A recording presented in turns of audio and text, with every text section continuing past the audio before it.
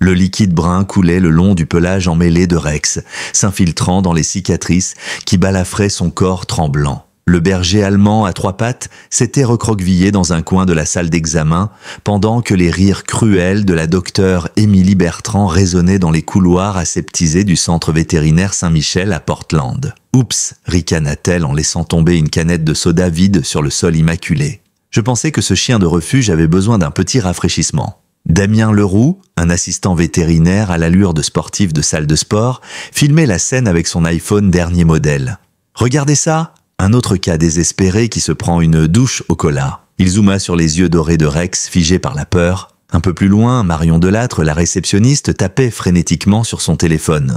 Quand on gaspille du matériel médical pour des rebuts, il faut bien un rappel à la réalité. Rex ne bougea pas. Le soda dégoulinait sur la cicatrice béante où sa patte arrière droite aurait dû se trouver. Dans l'ombre du couloir, une silhouette immobile observait la scène. C'était Sofia Mendes, la soigneuse vétérinaire discrète qui avait amené Rex ce jour-là. Son visage restait impassible, mais ses doigts tapèrent un message rapide sur son téléphone.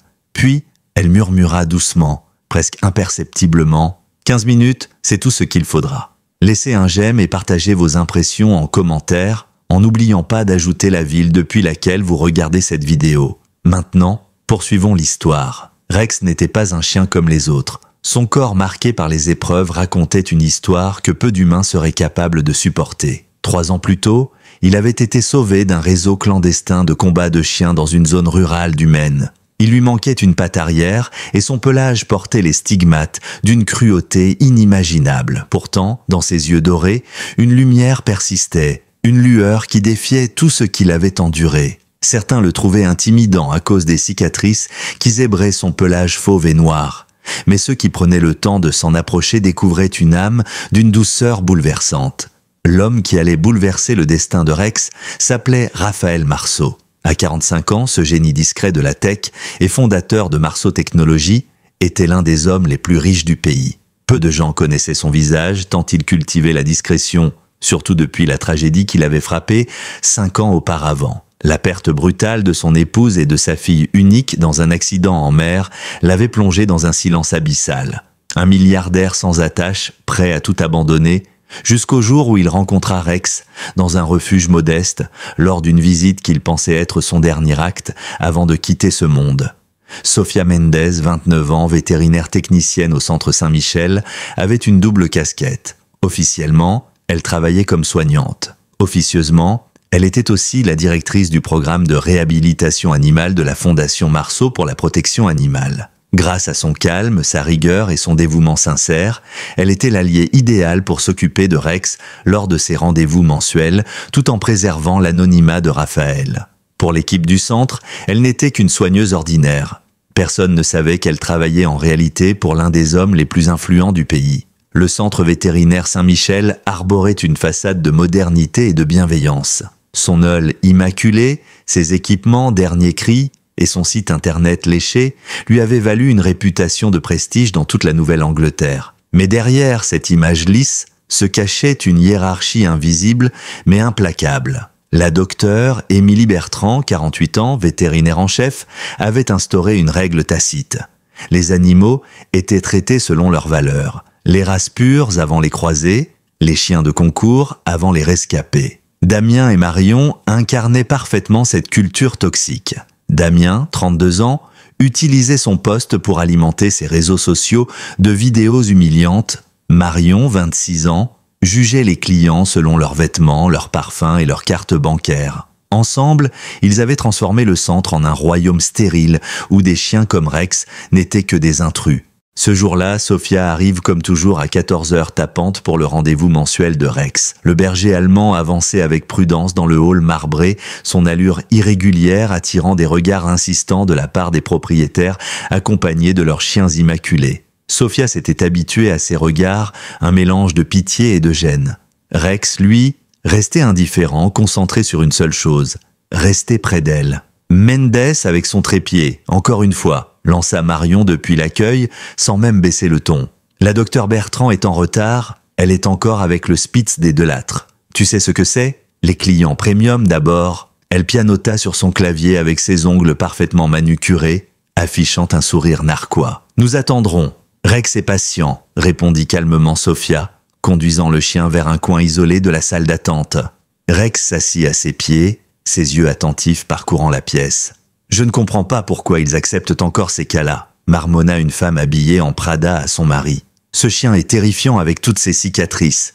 Sophia ne réagit pas, se contentant de caresser doucement la tête de Rex. Ce chien avait survécu à bien pire que quelques murmures dans une salle d'attente.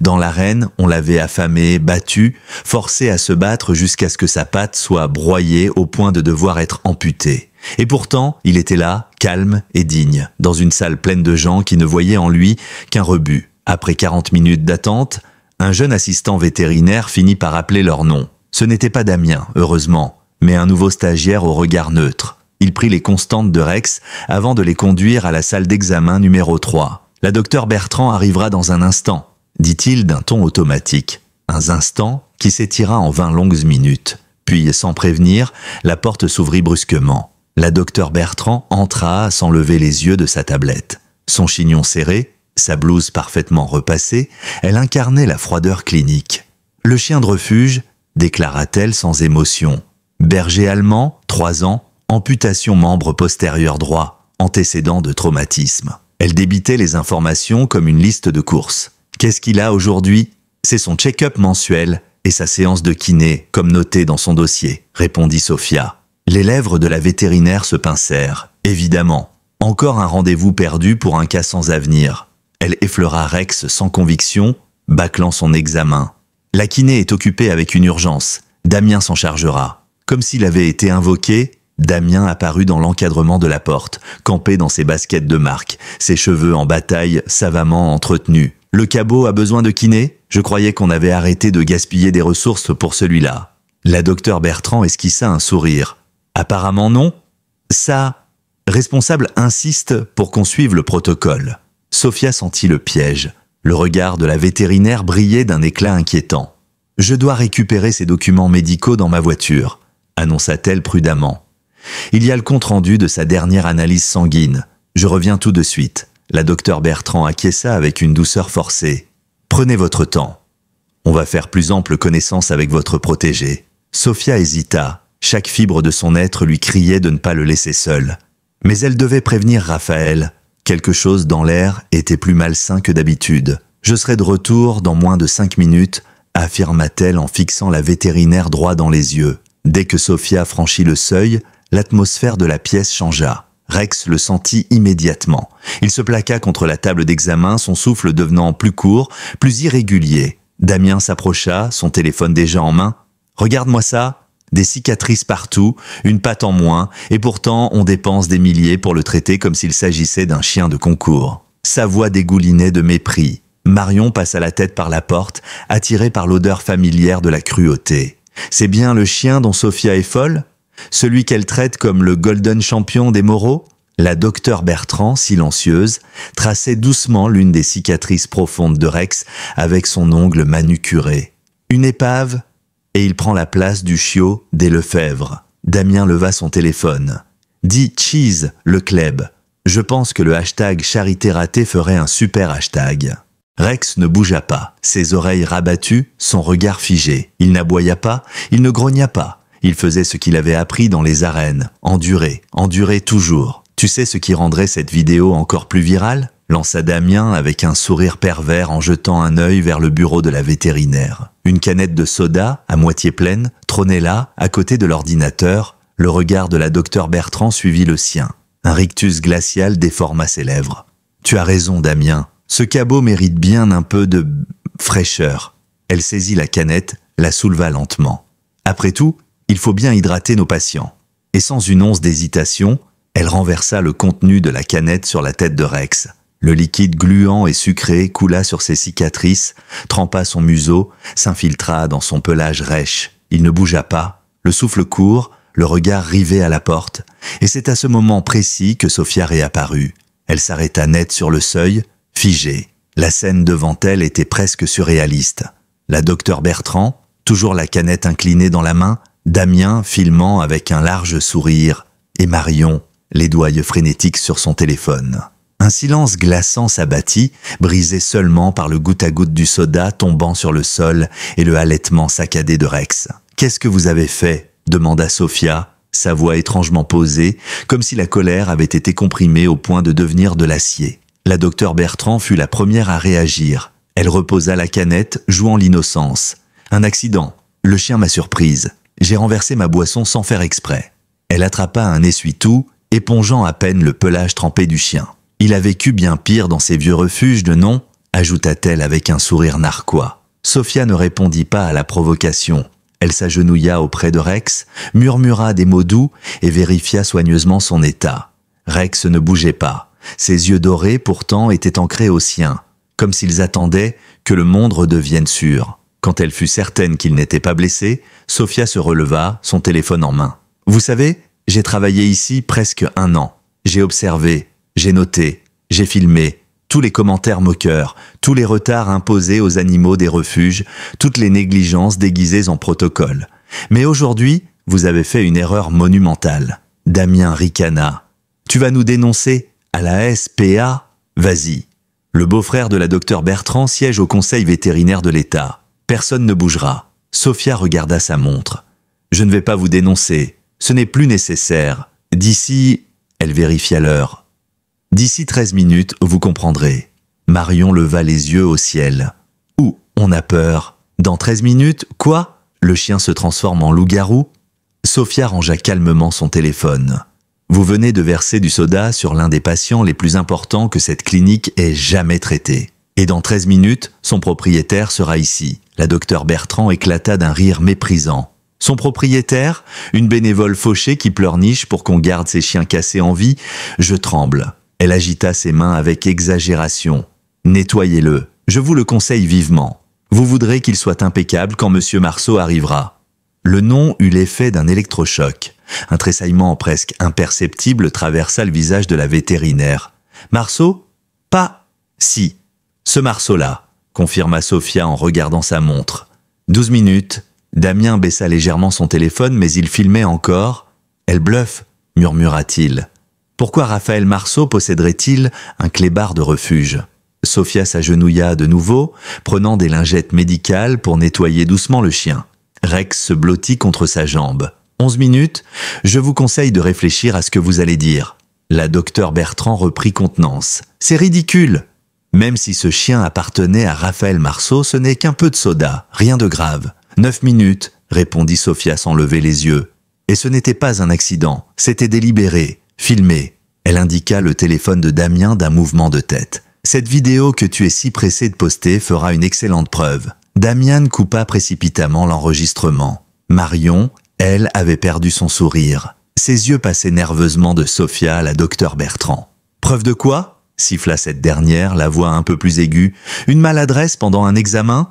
Tu dramatises. 8 minutes ?» poursuivit Sophia, essuyant le pelage de Rex. « Monsieur Marceau est très précis concernant les soins de Rex. Il a choisi cette clinique pour sa réputation irréprochable. Imagine sa déception. » Cette fois, la peur passa franchement dans les traits de la vétérinaire. « Damien, nettoie-moi ce carnage. Marion, appelle l'entretien pour qu'on désinfecte tout. » Elle se tourna vers Sophia, essayant de reprendre le dessus. « Peut-être qu'on peut s'arranger. Inutile d'alerter Monsieur Marceau pour ce petit malentendu. 6 minutes, trop tard. Il a déjà été prévenu. Vous êtes qui exactement pour Monsieur Marceau ?» lança la docteure Bertrand, les traits tendus. Son assistante personnelle, une sorte d'espionne infiltrée ? Sophia esquissa enfin un sourire, glacé et maîtrisé. « Dans 5 minutes, vous aurez votre réponse. » Le silence s'installa de nouveau dans la pièce. Damien avait cessé toute plaisanterie et s'activait maladroitement à nettoyer la table d'examen. Marion avait disparu, sans doute partie chercher du renfort ou simplement fuir le naufrage. La docteure Bertrand faisait les 100 pas dans la pièce, le regard en alerte, comme un animal acculé. Elle murmurait pour elle-même, ressassant des explications, des justifications, des excuses à moitié formées. « Vous ne comprenez pas », finit-elle par dire, se tournant vers Sophia. « Cette clinique fonctionne selon un protocole, les ressources sont limitées. On doit faire des choix. »« Des choix fondés sur quoi ?» répliqua Sophia, sa voix coupante. « Le pédigré de l'animal ? Le portefeuille de son propriétaire ? C'est ça, la médecine vétérinaire que vous avez apprise à l'université ?» Le visage de la vétérinaire se teinta de rouge. « Ce n'est pas si simple.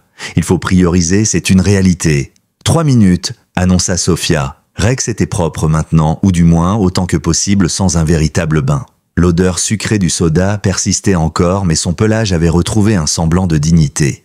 Derrière la vitre de la salle d'examen, on aperçut soudain une voiture noire, aux lignes élégantes, se garer dans la place réservée devant l'entrée. Une Tesla aux vitres teintées. Le visage de la docteure Bertrand perdit toute couleur. « C'est lui ?» demanda-t-elle, presque en chuchotant. « 1 minute », répondit Sophia avec satisfaction. Sur les écrans de sécurité du couloir, on pouvait distinguer un homme sortir de la voiture. Grand, impeccablement vêtu, ses épaules droites et sa démarche assurée. 2 personnes en tailleur l'accompagnaient, un homme et une femme portant des mallettes. 2 gardes de sécurité en costume noir fermaient la marche, scrutant les lieux avec une vigilance discrète. « Il est là !» murmura Sophia.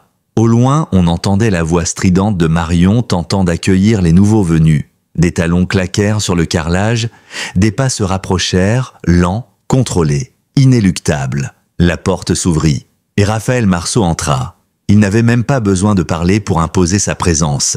À 1,92 m, il dominait la pièce. Ses yeux aciers balayèrent la salle d'un seul regard. Son costume bleu nuit taillé sur mesure, son visage encadré d'une barbe discrète, son allure mêlait élégance et autorité. Il ne regarda ni Damien, ni la docteure Bertrand. Ses yeux se posèrent uniquement sur Sophia. « Que s'est-il passé ?» demanda-t-il d'une voix basse, mais dont la colère maîtrisée vibrait sous la surface. Sophia ne détourna pas le regard. Ils ont versé du soda sur Rex, pour s'amuser, et ils ont filmé. Raphaël se pencha vers le chien, qui s'était redressé en un éclair. Le changement fut immédiat. Rex, quelques secondes auparavant recroquevillé, se transforma. Sa queue battait l'air avec frénésie, ses pattes trépignaient de joie. Il bondit presque sur son maître, le couvrant de l'échouille affectueuse. Raphaël, sans se soucier de son costume, le serra dans ses bras. Puis lentement, il se redressa. Il tourna enfin les yeux vers la docteure Bertrand, figé, incapable de soutenir son regard. « Est-ce vrai, docteur ?» demanda-t-il d'un ton glacial. « Vous avez versé volontairement du soda sur mon chien pendant qu'un membre de votre personnel le filmait ?» La vétérinaire tenta un sourire, qui ressemblait davantage à une grimace. « Monsieur Marceau, il semble y avoir une confusion. Ce n'était qu'un incident, un simple malentendu. Le chien m'a surprise, je n'ai pas demandé une justification. Seulement si c'est vrai, oui ou non ?»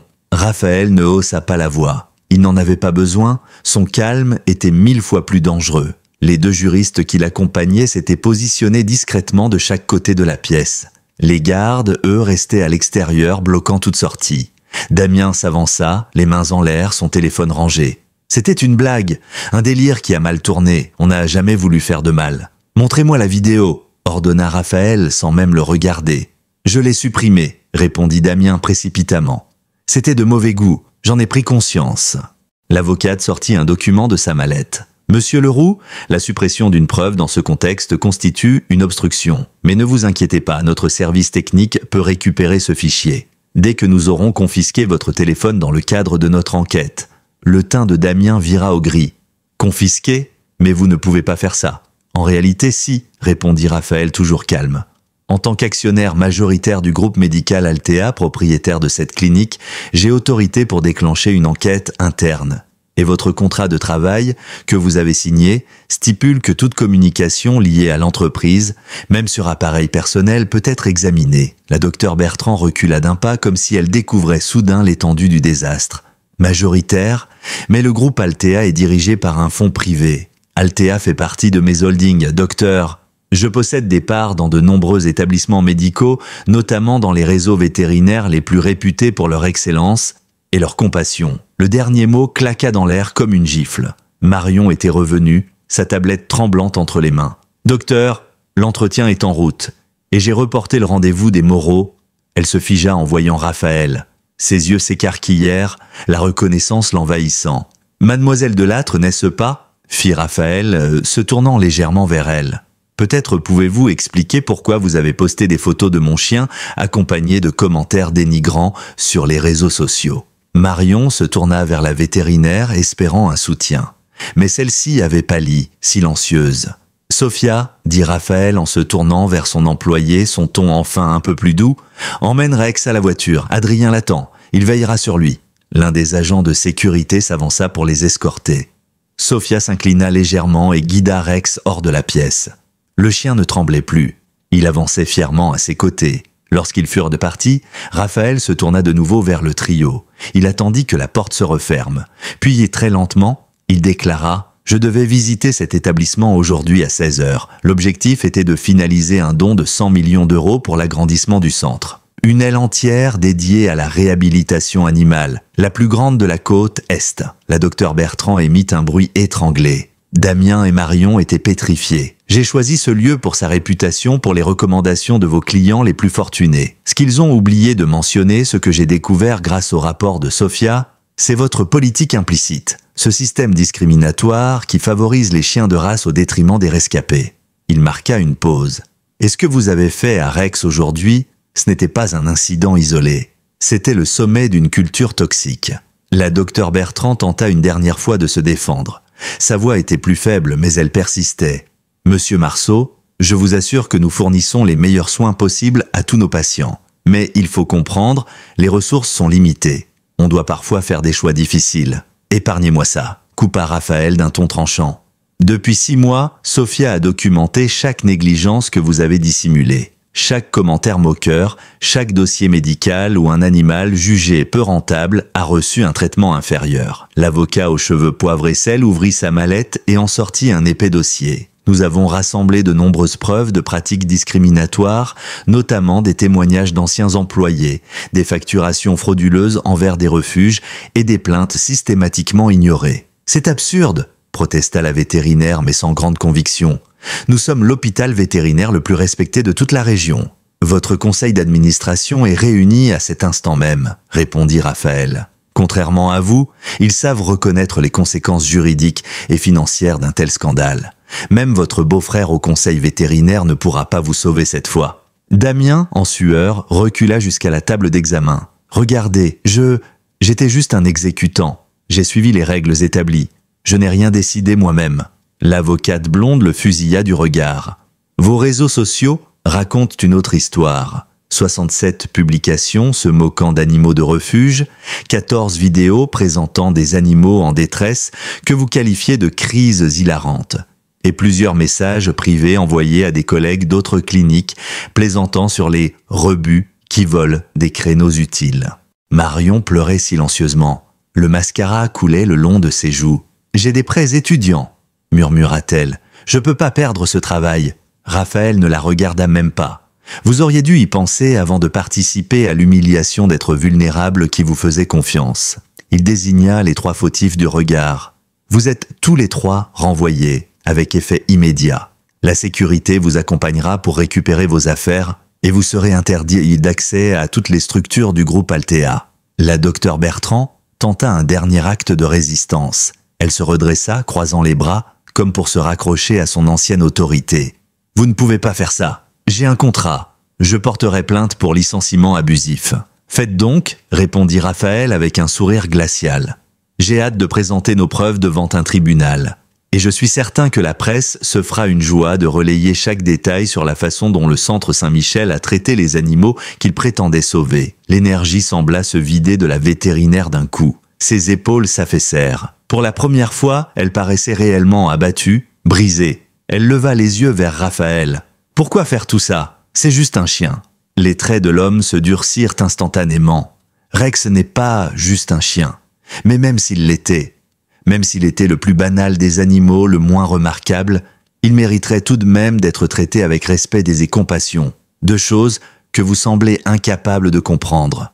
Un bruit de pas dans le couloir interrompit leur échange.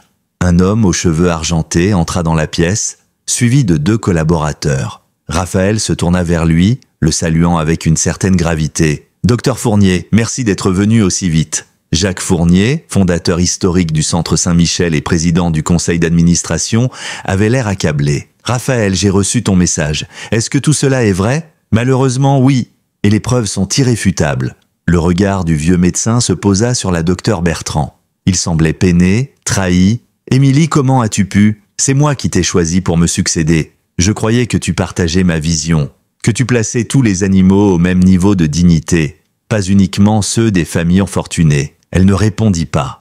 Elle fixait le sol, incapable de croiser son regard. Le docteur Fournier se tourna ensuite vers Damien et Marion, qu'il salua d'un simple hochement de tête avant d'ajouter « La sécurité va vous raccompagner. Vos salaires seront versés comme prévu par la loi, mais des retenues pourront être appliquées selon les dommages contractuels constatés. » Quand Damien et Marion furent emmenés, le vieux vétérinaire s'approcha de Raphaël. « Et le projet d'extension ?» demanda-t-il avec une lueur d'espoir. « La donation sera redirigée », répondit Raphaël sans détour. « Je crois encore à la mission originelle de ce centre, mais des réformes doivent être engagées avant que j'investisse quoi que ce soit. » Émilie Bertrand releva enfin les yeux. « Donc, c'est fini. 20 ans de service balayés à cause d'un incident, d'une erreur, j'aurais agi différemment si j'avais su qu'il s'agissait de votre chien. » Raphaël la regarda sans cligner des yeux. Et c'est bien là le cœur du problème. Pour vous, la valeur d'un animal dépend de l'identité de son maître. Cette mentalité a pourri cette clinique de l'intérieur. Elle a dévoyé tout ce qu'elle était censée incarner. Le docteur Fournier hocha lentement la tête. Mon père a fondé ce centre en 1965 avec une seule idée en tête, que chaque animal, quelle que soit son origine, mérite les meilleurs soins possibles. On a oublié ce principe. Moi, je n'ai rien oublié, murmura Émilie, amère. J'ai fait prospérer cette clinique. J'ai attiré les clients les plus riches. J'ai sorti ce lieu de la faillite. À quel prix ? Répondit doucement le fondateur. Mon père voulait sauver des vies, pas en faire un instrument de distinction sociale. Raphaël consulta sa montre. La réunion du personnel commence dans 30 minutes. Tous les employés devront y assister, sans exception. Il se tourna vers ses avocats, préparer les documents nécessaires pour officialiser le renvoi de la docteure Bertrand. Puis, il s'approcha de l'ancienne vétérinaire. Pour la première fois, sa voix perdit son ton d'homme d'affaires, elle devint plus personnelle, plus humaine. Vous devez savoir une chose, Rex n'est pas seulement mon chien. Il y a 3 ans, après avoir perdu ma famille, j'avais prévu de mettre fin à mes jours. Ce jour-là, je suis allé dans un refuge, une sorte de dernière bonne action avant de partir. Et c'est là que je l'ai vu, Rex, à moitié mort, tout juste sauvé d'un réseau de combat. Quelque chose dans son regard m'a retenu, une étincelle, un refus de se laisser briser. Émilie écoutait pétrifiée. Raphaël poursuivit. J'ai repoussé mes plans. Un jour, puis 2, puis des semaines. À force de vouloir le sauver, j'ai fini par me sauver moi-même. Ce chien que vous avez humilié aujourd'hui, c'est lui qui m'a maintenu en vie. La vétérinaire déglutit difficilement. Je ne savais pas. Vous n'auriez pas eu besoin de le savoir, répliqua-t-il. Votre serment de vétérinaire aurait dû suffire. Votre simple humanité aurait dû suffire. Le docteur Fournier posa doucement la main sur l'épaule de Raphaël. Il est temps d'aller préparer la réunion. Les membres de l'équipe doivent de comprendre ce qui se passe. Et pourquoi ? Raphaël hocha la tête, retrouvant peu à peu son calme habituel. Sophia ramènera Rex après qu'il aura été correctement nettoyé et ausculté. Je veux qu'il soit présent lors de l'annonce. Émilie Bertrand resta seule dans la salle d'examen, l'odeur persistante du soda flottant encore dans l'air. 2 décennies de carrière anéanties en 15 minutes à cause d'un berger allemand à 3 pattes qu'elle avait méprisé comme un rebut. Dans la grande salle de conférence du centre vétérinaire Saint-Michel, le personnel se rassemblait peu à peu. Les soignants, les réceptionnistes, les vétérinaires juniors, tous avaient été convoqués. L'ambiance était lourde, traversée de murmures et de regards inquiets. Les rumeurs s'étaient propagées comme une traînée de poudre. Renvoi brutal de la chef vétérinaire, présence de Raphaël Marceau, intervention d'avocats, quelque chose d'énorme s'était produit. Assise au premier rang, Sophia gardait le silence. Rex, fraîchement lavé et séché, reposait calmement à ses pieds. Son pelage brossé avec soin révélait les cicatrices qui traversaient son corps, mais son regard était paisible. Il semblait parfaitement serein, malgré les horreurs qu'il avait endurées plus tôt. « C'est vrai ce qu'on dit ?» demanda à voix basse Julie, une infirmière vétérinaire toujours bienveillante avec Sophia. « Que c'est vraiment Raphaël Marceau et que Rex est son chien ?» Sophia hocha simplement la tête sans ajouter un mot. Son rôle, aujourd'hui, n'était pas de rassurer ni de satisfaire la curiosité. Elle devait observer, soutenir et se taire. Le docteur Fournier s'avança jusqu'au pupitre. Le silence se fit instantanément. Pour ceux qui ne me connaissent pas, je suis Jacques Fournier, fondateur de ce centre et président du conseil d'administration. Aujourd'hui, je dois vous parler d'un sujet grave, d'un événement qui touche au cœur même de notre mission.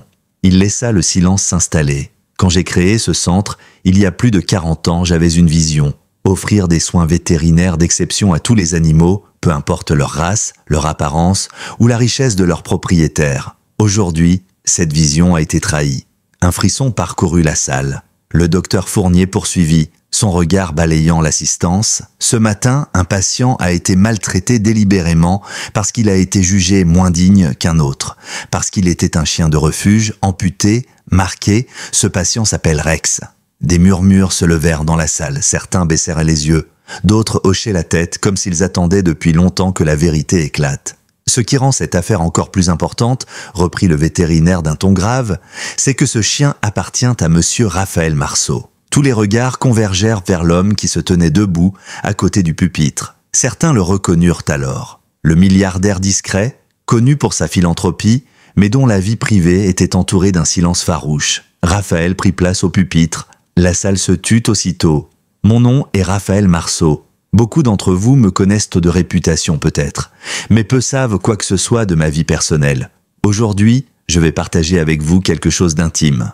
Il se tourna vers Rex, qui redressa la tête à la mention de son nom, les oreilles dressées. Voici Rex.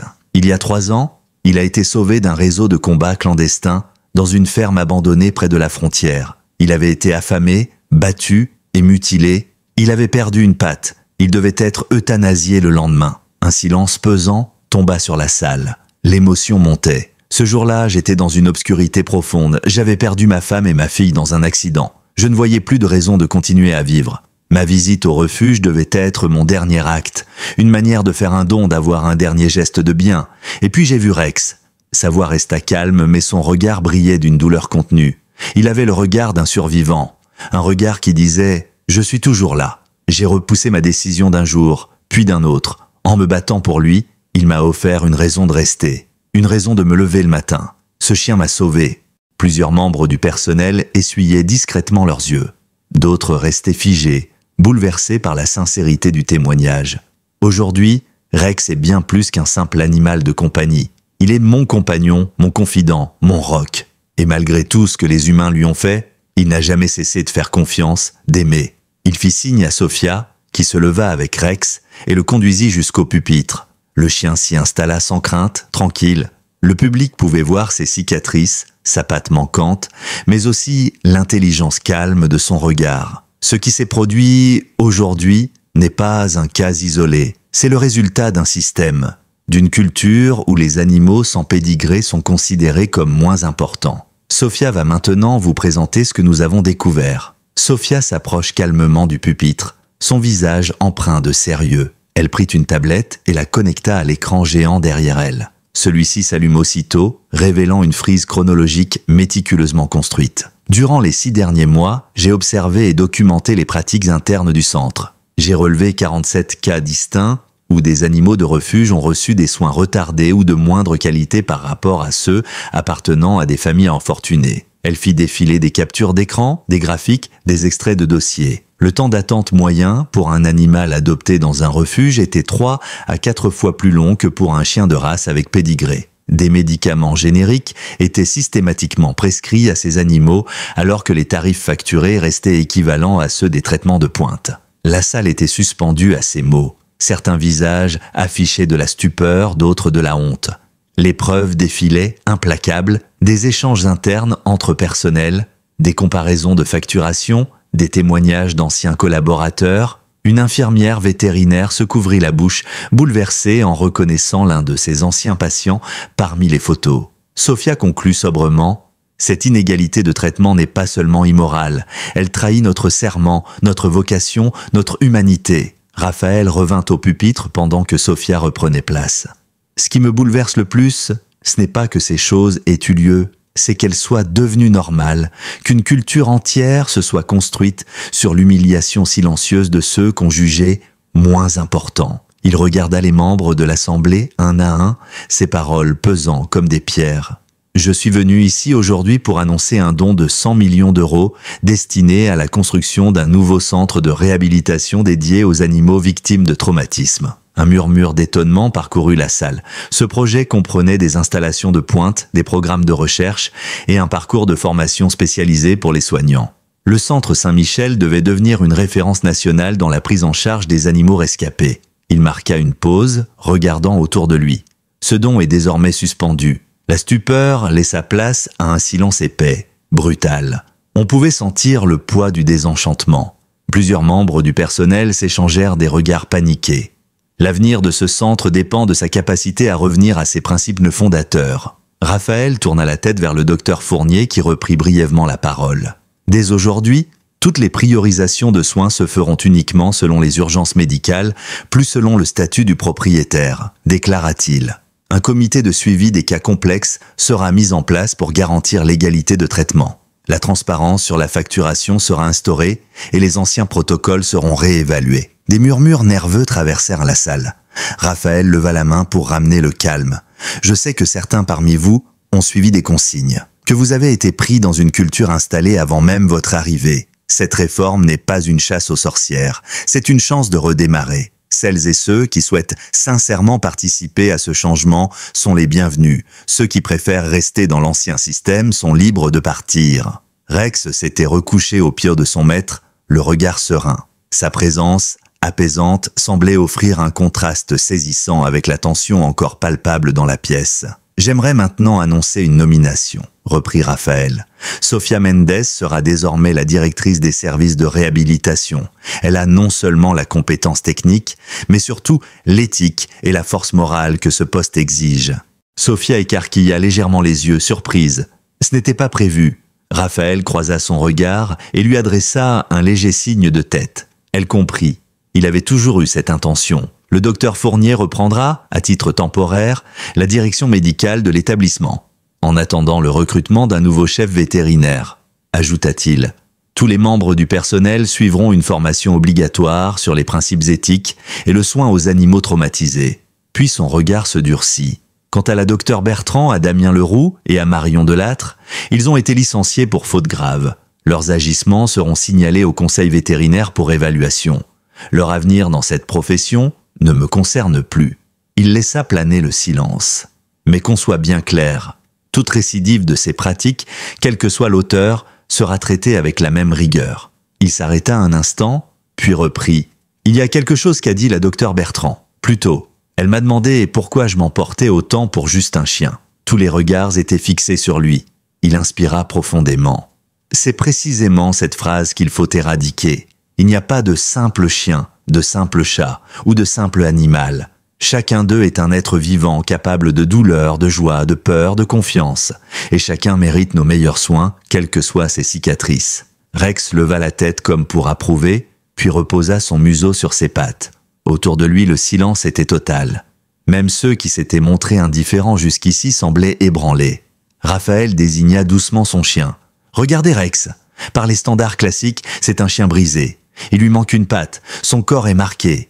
Il a survécu à l'enfer. Beaucoup l'auraient abandonné. Pourtant, ce chien a offert plus de tendresse, de patience et de pardon que bien des humains. » Il se baissa pour caresser la tête de Rex. Ceux qui prennent le temps de regarder au-delà des cicatrices y découvrent une force incroyable, une capacité à aimer et à faire confiance que nous aurions tous intérêt à imiter. Des larmes coulaient sur plusieurs visages dans la salle. Une infirmière vétérinaire du nom de Julie leva timidement la main. Raphaël l'invita à parler d'un léger hochement de tête. « Monsieur Marceau, certains d'entre nous ont essayé de signaler ces dérives. On nous a répondu que c'était la réalité économique, que les clients premium devaient passer en priorité. » Raphaël l'écouta avec une sincère attention. Celles et ceux qui ont tenté de faire entendre leur voix seront reconnus et protégés. Ce centre a besoin de compétences, mais surtout de conscience morale. Le docteur Fournier reprit brièvement la parole pour annoncer la fermeture exceptionnelle du centre le lendemain, à l'exception des urgences, afin de lancer officiellement les premières formations éthiques. Toutes les équipes sont attendues dès 8 heures pour une journée de remise à niveau. Les détails vous seront envoyés par mail. Peu à peu, le personnel quitta la salle dans un silence troublé. Certains semblaient effondrés, d'autres soulagés. Tous étaient profondément touchés. Beaucoup s'arrêtèrent un instant devant Rex avant de sortir, et aucun ne le regarda comme un simple chien. À leurs yeux, il était devenu un symbole. Seuls restèrent dans la salle Raphaël, Sofia, le docteur Fournier, les avocats et Rex, toujours couchés à côté de la chaise de son maître. L'animal somnolait comme apaisé, après avoir enduré tant d'humiliations. Raphaël tourna la tête vers Sofia. « Le don pourrait-il être maintenu ?» demanda le docteur Fournier, sa voix teintée d'espoir. L'aile de réhabilitation changerait tout ici. Raphaël réfléchit un instant. Le financement est toujours disponible. Mais son déblocage dépendra de la réussite des réformes. Je veux voir un changement réel avant de m'engager. Sophia prit la parole à son tour. Et les patients actuellement en attente de soins spécialisés? Certains chiens de refuge attendent depuis des semaines des traitements vitaux. Ils deviennent notre priorité, trancha Raphaël. Utilisez tous les moyens nécessaires pour qu'ils reçoivent enfin les soins qu'on leur a refusés jusqu'ici. Et si quelqu'un s'y oppose, qu'il me contacte directement. Son téléphone vibra. Il le consulta brièvement, fronçant les sourcils. « Les nouvelles vont vite », dit-il en montrant l'écran à Sophia. Il s'agissait d'un appel entrant, Vanessa Bourdin, présidente du conseil vétérinaire de l'État, et accessoirement, sœur de l'époux de la docteure Bertrand. « Vous allez répondre ?» demanda Sophia. « Pas tout de suite. Je veux que notre dossier soit parfaitement ficelé avant cette conversation. Les protections politiques de la docteure Bertrand ont assez duré. » Le docteur Fournier paraissait préoccupé. Le conseil a beaucoup d'influence. Il pourrait tenter de freiner les réformes. « Qu'ils essaient !» répondit Raphaël avec un calme glacé. « Je n'ai pas bâti un empire technologique en fuyant les combats nécessaires.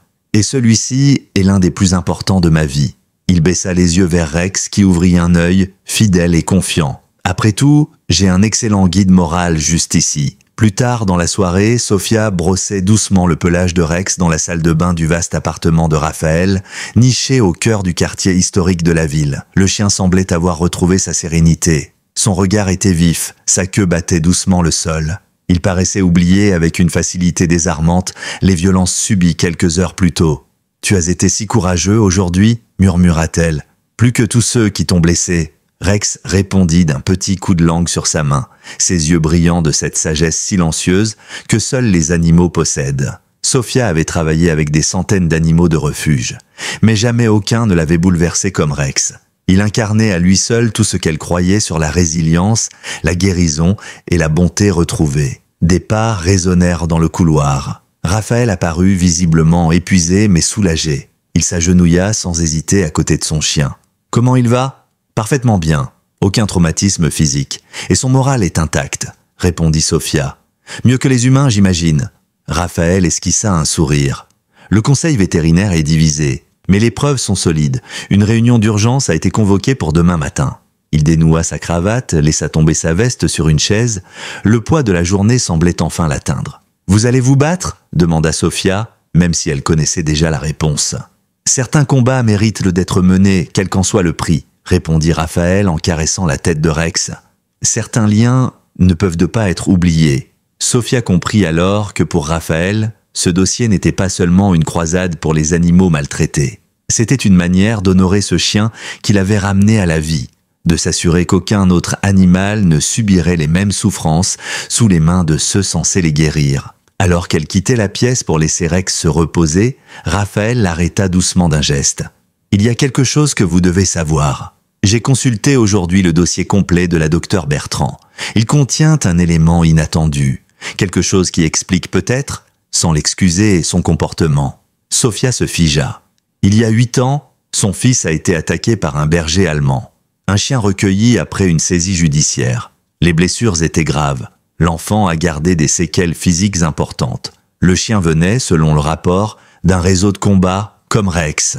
Un mélange d'émotions traversa Sophia. Horreur pour ce que l'enfant avait vécu, tristesse pour le chien abandonné et une étrange compréhension pour cette femme rongée par un traumatisme non résolu.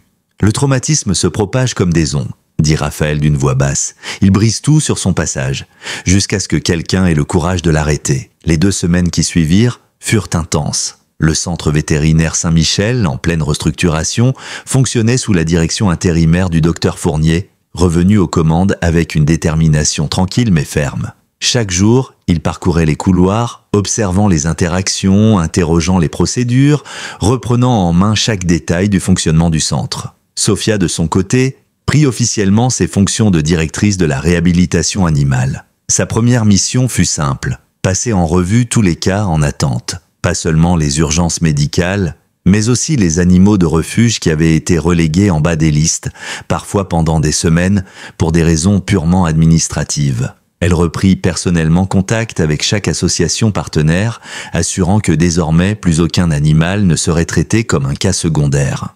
Sa deuxième initiative fut encore plus révélatrice de la nouvelle philosophie du centre. Elle convoqua chaque membre du personnel, individuellement, pour comprendre qui pouvait sincèrement s'aligner sur les nouvelles valeurs et qui ne le souhaitait pas. Il n'y eut pas de licenciement massif. Mais certaines démissions tombèrent d'elles-mêmes. Ceux qui restaient étaient là pour les bonnes raisons. Pendant ce temps, Raphaël Marceau se tenait volontairement à distance. Il avait promis de ne pas interférer, de ne pas court-circuiter la nouvelle équipe. Mais ses consultants travaillaient en arrière-plan, et tout le monde savait que ses yeux étaient partout. Le projet d'extension n'était pas mort, il était en sommeil, suspendu au moindre signe de rechute. Un matin d'octobre, Sophia arriva plus tôt que d'habitude au centre, accompagnée de Rex. Le berger allemand marchait d'un pas souple, désormais équipé d'un harnais de soutien flambant neuf. Ce jour-là était particulier. Pour la première fois depuis l'incident, Rex devait retourner dans la salle d'examen numéro 3, celle où tout avait basculé. Raphaël avait insisté, c'était un passage symbolique nécessaire. Pas pour punir, ni pour confronter, mais pour tourner la page. « Bonjour Sophia. Bonjour Rex. » Jennifer, l'infirmière vétérinaire qui avait toujours été bienveillante, les salua avec un sourire sincère. « Le docteur Fournier vous attend dans son bureau. Il m'a demandé de vous remettre ceci dès votre arrivée. » Elle tendit un dossier scellé, portant la mention « confidentielle », résultat laboratoire. Sophia fronça les sourcils. « Tout va bien ?»« Je ne sais pas », répondit Jennifer. « Il a juste dit que c'était important. » Sophia parcourut les couloirs avec Rex trottant fidèlement à ses côtés. Le centre avait changé. Les murs étaient désormais décorés de portraits d'animaux réhabilités. Un panneau affichait en lettres dorées « Chaque patient compte, chaque vie mérite soin et respect ». Même l'espace d'accueil avait été repensé avec des zones de repos adaptées aux animaux anxieux ou traumatisés. Le bureau du docteur Fournier avait lui aussi été transformé. Fini les diplômes encadrés, les trophées de conférences. À leur place, de simples photos d'animaux soignés, d'interventions réussies, de regards reconnaissants. Le vétérinaire se leva à leur arrivée. « Sophia, Rex, merci d'être venu si tôt. Asseyez-vous. » Sophia prit place en face de lui, Rex se couchant calmement à ses pieds. Les analyses sanguines de Rex sont revenues du laboratoire spécialisé. Je ne m'attendais pas à ce que j'ai découvert. Il ouvrit le dossier, révélant plusieurs résultats entourés en rouge. On a trouvé chez Rex un anticorps inconnu, que nous n'avons jamais détecté chez un autre chien. Il semble présenter une activité exceptionnelle contre certaines lignées de cellules cancéreuses. Sophia écarquilla les yeux. Une erreur ? C'est ce que j'ai pensé. On a refait les analyses 3 fois. Les résultats sont constants. Son système immunitaire a développé quelque chose d'unique. Le docteur Fournier enleva ses lunettes, son regard redevenant celui d'un chercheur fasciné. Il est possible que les conditions extrêmes qu'il a traversées, la faim, les blessures, les infections, aient forcé son corps à évoluer d'une manière qu'on ne comprend pas encore. « Que voulez-vous faire ?» demanda Sophia, les yeux rivés au dossier. Avec l'accord de Raphaël, j'aimerais lancer une série de tests non invasifs, en collaboration avec l'Université vétérinaire de Lyon. Tout sera fait dans le respect de Rex, mais cela pourrait sauver des vies. Il faut qu'il soit informé. Il est justement attendu aujourd'hui, dit Sophia. Il veut s'entretenir avec vous et avec les membres du conseil. Le docteur Fournier hocha la tête, l'air intrigué. Il ne m'avait pas prévenu. Il préfère toujours la discrétion, mais cette réunion n'a pas uniquement pour but de parler du financement. Sophia hésita. Il a été contacté directement par Émilie Bertrand. Le vétérinaire releva brusquement la tête. Elle a repris contact avec lui ? Pourquoi faire ? Elle veut le rencontrer. Pas d'avocat, pas d'intermédiaire, juste elle. Le silence s'installa un instant. Puis, Sophia et Rex se dirigèrent vers la fameuse salle d'examen numéro 3, celle-là même où Damien avait levé son téléphone, où la docteure Bertrand avait vidé une canette sur la tête d'un chien innocent. La pièce avait été entièrement rénovée. Nouveau mobilier, murs repeints, éclairage adouci. Même la table d'examen avait été remplacée. Sophia ouvrit lentement la porte. Rex marqua une pause. Il eut mal l'air. Ses oreilles se baissèrent légèrement, comme si une mémoire ancienne le traversait. Mais après une seconde d'hésitation, il franchit le seuil. Il renifla chaque recoin, inspecta les lieux, puis, comme s'il acceptait que ce lieu ne représentait plus un danger, il s'assit calmement, sa respiration régulière. Il avait traversé la blessure. Il était passé de l'autre côté. « Bravo mon grand !» souffla Sophia, émue. « Tu as gagné !» Un léger bruit à la porte attira son attention. Raphaël se tenait là, un sourire discret aux lèvres. Rex, aussitôt, se leva d'un bond, le rejoignant avec enthousiasme. L'homme s'agenouilla sans hésiter, peu importe le costume qu'il portait. Il laissa le chien l'embrasser, puis leva les yeux vers Sophia. Comment il a réagi? Aucune peur, aucun tremblement, il est prêt. Elle lui tendit le dossier. Mais vous devriez lire ça avant la réunion. Raphaël prit les documents, les parcourut lentement. Son regard s'assombrit d'une concentration absolue. Ces résultats, s'ils sont exacts, ils le sont. Le docteur Fournier veut faire des tests plus poussés. Raphaël caressa lentement la tête de Rex. Faites ce qu'il faut, mais son confort passe avant tout. Il consulta sa montre. La réunion avec le conseil commence dans 30 minutes. Je veux que Rex soit présent. Sophia hocha la tête.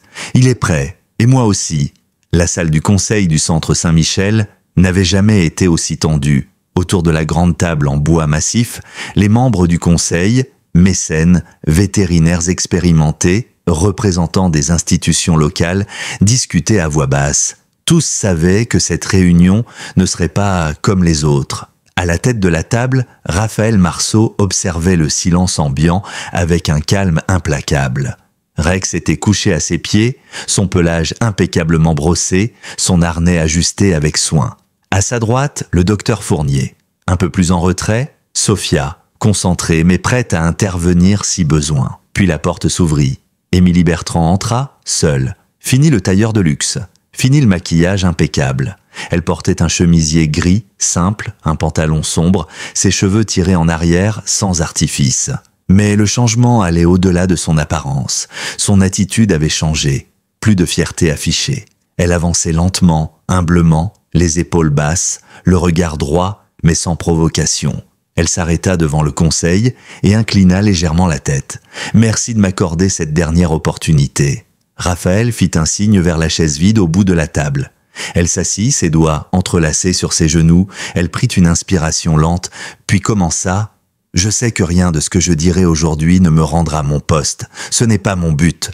Je ne viens pas plaider pour ma réintégration, ni pour atténuer mes fautes. Je viens pour dire la vérité. » Elle marqua une pause. Le silence dans la salle était total. Même Rex semblait l'écouter. Ce que j'ai fait ce jour-là, ce que j'ai permis pendant des années, va à l'encontre de tout ce que j'aurais dû être en tant que vétérinaire, en tant qu'être humain. J'ai classé les animaux, j'ai jugé leurs valeurs selon leur race, leur origine ou le compte en banque de leur maître. Elle regarda Raphaël droit dans les yeux. Mais il y a quelque chose que je dois dire, pas pour excuser mais pour expliquer. Il y a 8 ans, mon fils unique, Nathan, a été attaqué par un chien. Un berger allemand issu d'un réseau de combat, il avait été déclaré réhabilité, adopté légalement, mais il a dérapé. Nathan a été mutilé. Il a passé des mois à l'hôpital. Et moi, j'ai passé des années à vivre dans la peur. Quelques membres du conseil échangèrent des regards gênés. Cette peur, je ne l'ai jamais soignée. Je l'ai enfermée. Et elle a pourri. Elle s'est transformée en mépris, puis en politique. J'ai commencé à trier les animaux, pas seulement pour des raisons pratiques, mais parce que j'avais peur d'eux. Et j'ai formé une équipe à mon image. Sa voix tremblait légèrement, mais elle continuait. Le jour où j'ai vu Rex, j'ai revu l'agresseur de mon fils. J'ai réagi avec colère, avec cruauté. C'était injustifiable. Elle sortit un dossier de son sac et le glissa vers le centre de la table. Voici une synthèse de mes 5 dernières années de travail.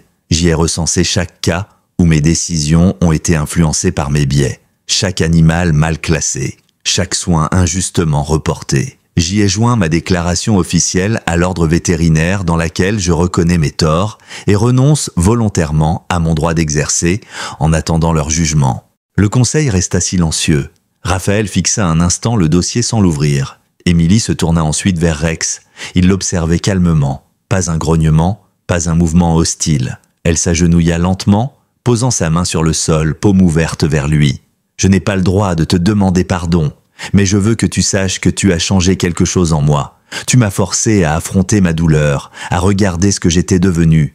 Et si je peux faire quoi que ce soit, pour que d'autres ne commettent pas les mêmes erreurs, je le ferai. » Rex s'approcha sans un bruit. Il posa lentement sa tête contre sa paume. Un murmure traversa la salle. Émilie fondit en larmes. Pas des larmes hystériques. Des larmes silencieuses, douloureuses et profondément humaines. Elle se releva, sans dire un mot de plus, et regagna sa place, laissant le silence s'installer comme un baume. Raphaël se leva. « Ce que nous avons vu aujourd'hui, c'est la démonstration que la rédemption est possible. Pas facile, pas automatique, mais possible. Il regarda chacun des membres du conseil. Ce centre ne portera plus le nom de Saint-Michel. Il s'appellera désormais le Centre Animalier Deuxième Chance. Des hochements de tête suivirent. Nous allons ériger une aile de réhabilitation flambant neuve. Elle portera le nom de celui qui a été le déclencheur de tout ce changement. Il se tourna vers son chien. L'aile Max Marceau. Applaudissements. Spontané. Profond. Ému. 6 mois plus tard, les abords du centre animalier Deuxième Chance débordaient d'activité. Ce qui autrefois n'était qu'un banal parking bétonné avait été transformé en un jardin thérapeutique, allées sinueuses bordées de lavandes et de fougères, bancs ombragés pour les familles, espaces de repos spécialement conçus pour les animaux en convalescence. Les arbres jeunes et les massifs fleuris encadraient désormais la façade d'un bâtiment flambant neuf. L'aile Max Marceau, officiellement inaugurée ce matin-là.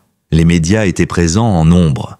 Caméras, micros, journalistes spécialisés en santé animale ou en philanthropie, tous attendaient le moment symbolique. Le gouverneur régional, plusieurs célébrités connues pour leur engagement animalier et surtout une foule immense d'anciens patients, de vétérinaires, de bénévoles et de familles adoptantes étaient là. Mais les véritables vedettes de la journée, c'étaient les animaux. Sur l'estrade dressée devant le bâtiment, Raphaël Marceau semblait plus apaisé que jamais. Fini les costumes 3 pièces, il portait une chemise bleu clair, les manches retroussées, un pantalon simple. À ses côtés, Rex, arborant désormais une prothèse spécialement conçue pour sa morphologie, tenait fièrement sur ses 3 appuis renforcés. Sa démarche était fluide, sa posture altière, son regard curieux.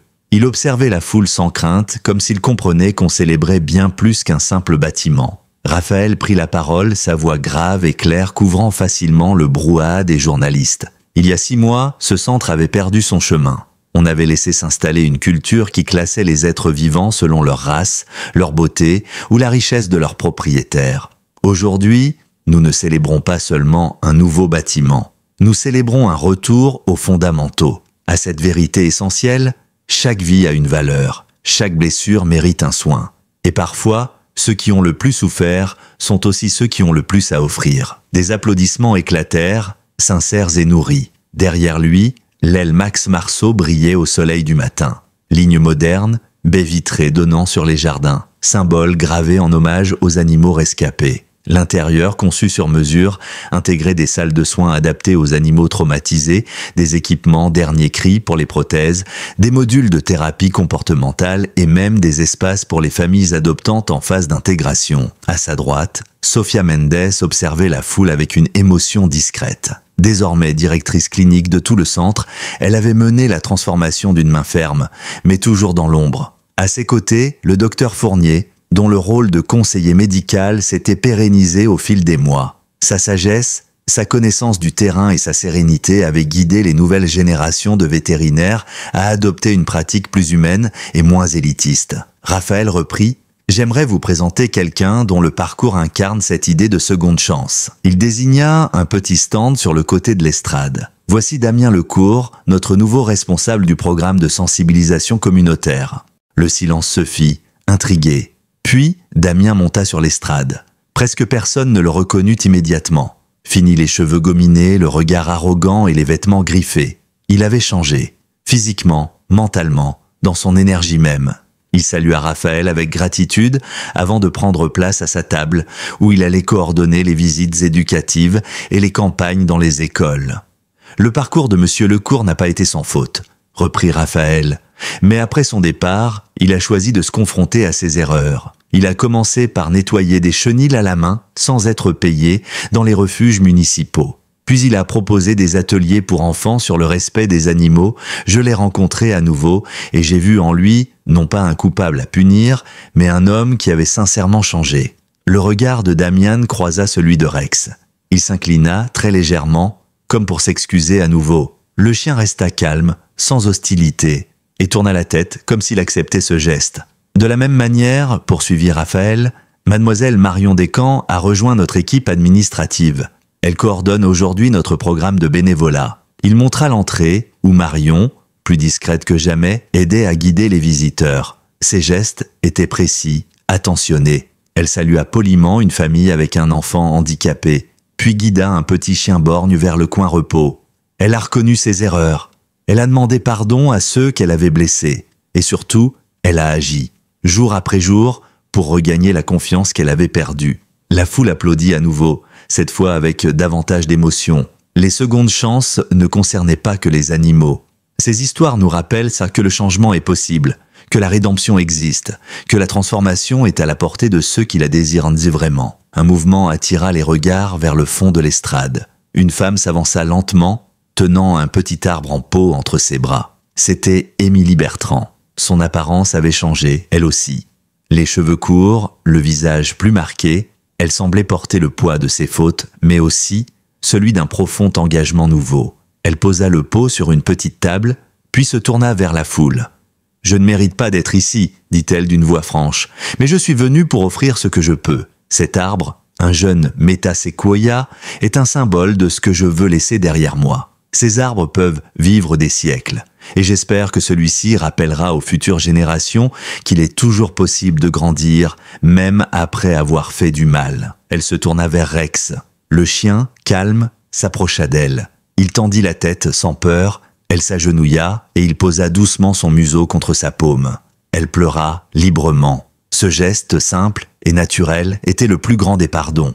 Et il venait d'un être qui ne parlait pas, mais qui savait pardonner bien mieux que la plupart des humains. Raphaël reprit la parole tandis qu'Émilie Bertrand regagnait lentement sa place, laissant derrière elle le jeune arbre et une émotion encore palpable dans l'air. Ce centre n'est pas seulement un hôpital, il est devenu un symbole, un foyer pour ceux que la société jugeait irrécupérables, inaptes, abîmés. Mais ici, nous avons choisi de croire que chaque être vivant mérite une seconde chance.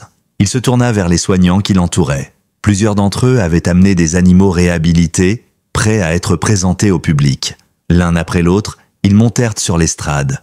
Un chat borgne qui ronronnait dans les bras d'une vétérinaire. Un lévrier en fauteuil roulant, anciennement destiné à l'euthanasie.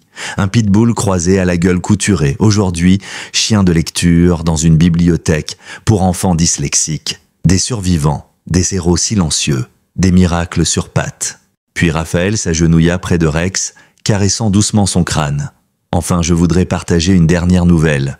Une surprise que nous n'avions pas prévue, mais que Rex lui-même nous a révélée. Un silence d'attente parcourut la foule. Lors de ses examens médicaux, les vétérinaires ont découvert que son sang contenait un anticorps unique, un anticorps naturel, jamais répertorié auparavant, capable de cibler certaines cellules cancéreuses avec une efficacité surprenante. Grâce à une équipe de recherche éthique, nous avons pu synthétiser ce composé.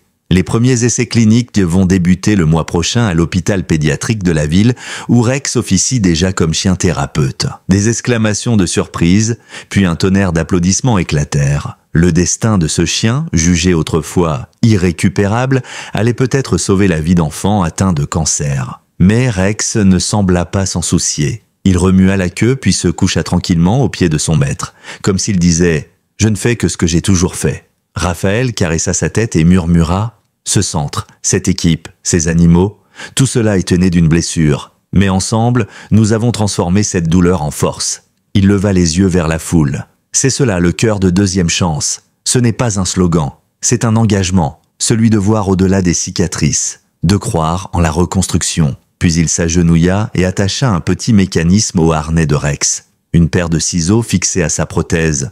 Tous les regards convergèrent vers le ruban tendu devant les portes de la nouvelle aile. Raphaël recula légèrement. Rex comprit. Il s'avança doucement. D'un mouvement précis, il abaissa sa patte équipée. Les lames se refermèrent sur le ruban. Une seule pression. Le tissu céda. L'aile Max Marceau était officiellement ouverte. La foule éclata en acclamations.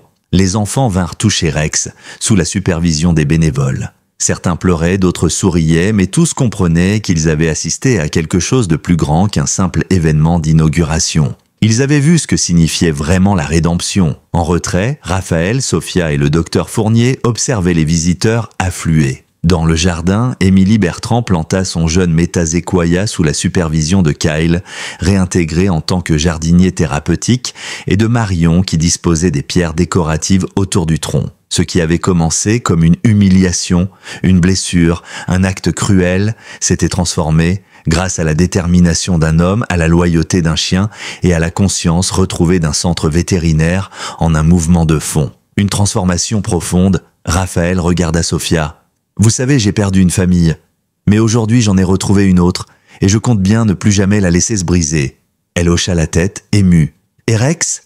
Le chien, à cet instant, se dirigeait lentement vers une petite fille en fauteuil roulant qui observait la scène à l'écart. Sa mère posa la main sur le chien, hésitante, puis se détendit en voyant la douceur de son approche.